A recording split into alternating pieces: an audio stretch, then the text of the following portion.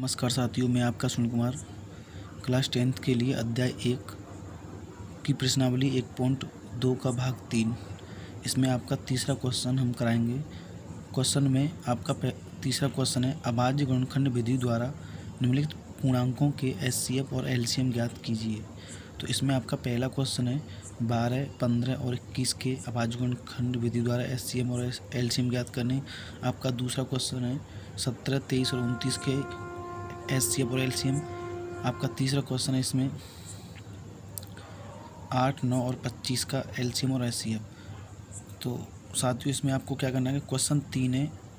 Question 3 में आपको क्या करना है, अभाज्य गुणनखंड विधि द्वारा आपको इसमें अभाज्य गुणनखंड विधि द्वारा पूर्णांकों के एचसीएफ और एलसीएम ज्ञात कीजिए। साथियों अगर इसमें हम आपको पहला क्वेश्चन है 12, 15 और 21, पहला क्वेश्चन इसमें 12, 15, 21 के अभाज्य गुणनखंड विधि द्वारा एचसीएफ और एलसीएम ज्ञात करनी है। तो साथियों इसमें अगर हम एचसीएफ और एलसीएम की बात करते हैं तो आपको 6, 7, 8 में एचसीएफ और एलसीएम निकालना बताया होगा। तो यहाँ अगर हम बात करते हैं तो इसमें हम 12 के डायरेक्ट आपको गुणनखंड दिखाएंगे, फिर उसके बाद हम अभाज्य गुणनखंड करेंगे। तो हम जब 12 के गुणनखंड दिखाएंगे तो 12 के जो गुणनखंड होते हैं साथियों, 12 के गुणनखंड आपके होते हैं 2 गुणा 2 गुणा 3। तो साथियों ये क्या 12 के गुणनखंड है 2 गुणा 2 गुणा 3। अब जब 2 का गुणा हम 2 में करेंगे तो 4, और 4 का गुणा जब 3 में करेंगे तो कितना होगा 12। तो ये आपके 12 के क्या है, अभी गुणनखंड है। क्या है साथियों, 12 के गुणनखंड है। तो 12 के गुणनखंड के बाद अगर इसके हम अभाज्य गुणनखंड की बात करते हैं तो 12 के जो अभाज्य गुणनखंड होंगे साथियों वो 2 की पावर 2 और गुणा 3। साथियों 12 के अभाज्य गुणनखंड हो गए। ऐसे ही अगर हम 15 के गुणनखंड की बात करते हैं तो साथियों 15 के जो गुणनखंड होंगे वो 3 गुणा 5। कितने होंगे 15 के गुणनखंड 3 गुणा 5। और 15 के अभाज्य गुणनखंड भी यही होते हैं 3 गुणा 5।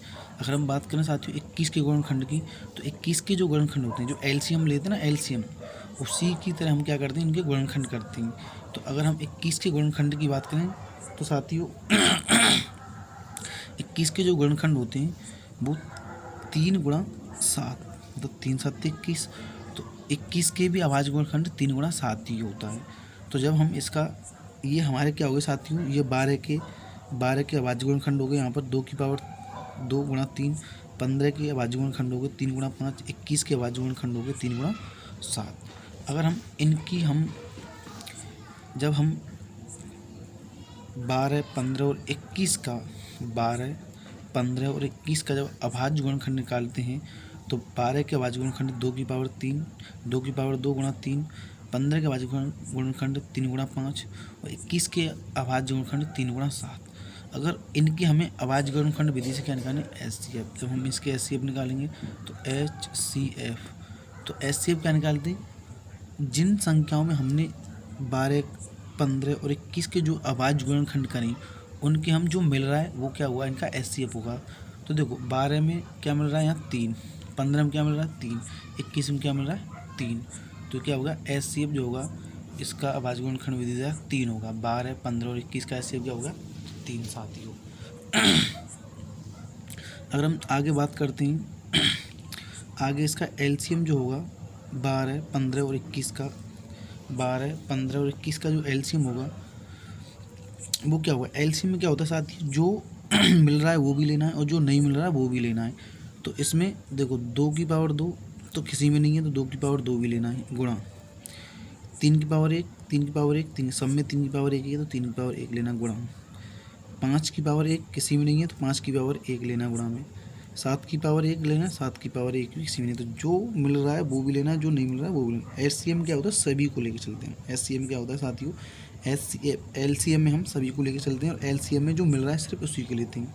एलसीएम में जो तीनों मतलब 12 में मतलब क्या होता है, एचसीएम क्या होता है साथियों 12, 15 और 21, जो इन तीनों में मिल रहा है उसको लेते हैं। एलसीएम क्या होता है, जो तीनों में मिल रहा है उसी को लेते हैं और जो नहीं मिल रहा है उसी को भी हम इसमें लेते हैं। तो इसका एलसीएम मतलब 12, 15 और 21 का जो एलसीएम होगा वो कितना होगा साथियों 420। 12, 15 साथियों 12, 15 और 21 का जो एलसीएम होगा वो कितना होगा 420। अब 420 कैसे होगा, इनका गुणा करके 2 की पावर 4, तो 4 2 की पावर 2 क्या होगा 4, 4 का गुणा 3 करेंगे कितना हो जाएगा 12, 12 गुणा 5 में करेंगे तो 60, 60 को गुणा 7 में करेंगे तो 7 कितना 420। तो यहाँ से आपका पहला क्वेश्चन हो गया। साथियों आगे हम जब दूसरे क्वेश्चन की बात करते हैं तो आपका दूसरा जो क्वेश्चन है उसमें क्या दे रखा है, दूसरे क्वेश्चन में 17, 23 और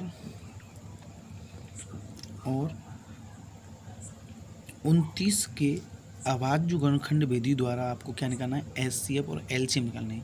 तो साथियों जब हम 17, 23 और 29 के अभाज्य गुणनखंड निकालेंगे तो पहले 17 के गुणनखंड करेंगे। गुणनखंड का मतलब होता है एलसीएम की तरह जो करते हैं, जैसे हम अगर यहाँ करके दिखाएं आपको तो 17 के जब हम गुणनखंड करेंगे तो 17 एकम 17 एक बार और 1 एकम एक बार। ऐसे हम अगर आप 23 को गुणनखंड करते हैं तो साथियों 23 जो एलसीएम की तरह हम करते हैं तो 23 में किसी का भाग ही नहीं जाएगा, 23 एकम 23 और 1 का भाग इसमें 1 में जाएगा तो 1 एकम 1। ऐसे ही साथियों अगर हम आगे बात करते हैं 29 की, तो 29 का भी अगर हम गुणनखंड करते हैं तो 29 एकम 29 और 1 एकम 1। तो साथियों 17 के जो गुणनखंड होंगे वो 1 गुणा 17 और साथियों 23 के जो गुणनखंड होंगे वो कितने होंगे 1 गुणा 23 और साथियों 29 के जो गुणनखंड होंगे वो कितने होंगे 1 गुणा 29। ये आपके क्या हैं, इनके गुणनखंड है 17, 23 और 29। साथियों 17, 23 और 29 के अभाज्य गुणनखंड भी यही होती हैं। अभाज्य का मतलब होता है जो अभाज्य संख्याओं की पावर बनती है। तो यहाँ से आपको अगर देखें तो इसका जो एचसीएफ होगा 17, 23 और 29 का जो एचसीएफ होगा एचसीएफ वो साथियों 1 होगा।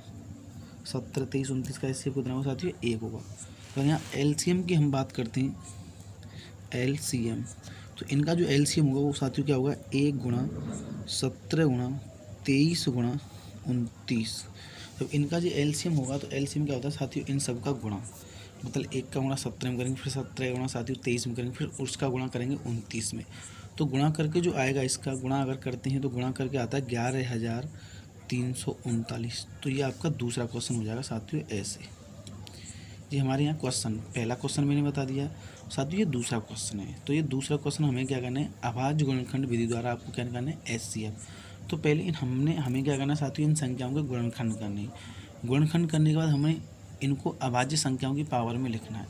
पावर में लिखने के बाद साथियों इनको क्या करना है, हमें पावर में लिखने के बाद हमें इनका क्या करना है इसमें फिर ये देखना है कि एचसीएफ और एलसीएम। एचसीएफ क्या होता है जो तीनों संख्या 3 हों या इसमें 2 हों, तो 3 संख्या यहाँ पर 17, 23 और 29 जो तीनों में जो संख्या मिल रही है वो आपका एचसीएफ होता है। और एलसीएम क्या होता है जो तीनों में नहीं मिल रही हो वो भी लेना, और तीनों में मिल रहा है वो भी संख्या आपको लेना है।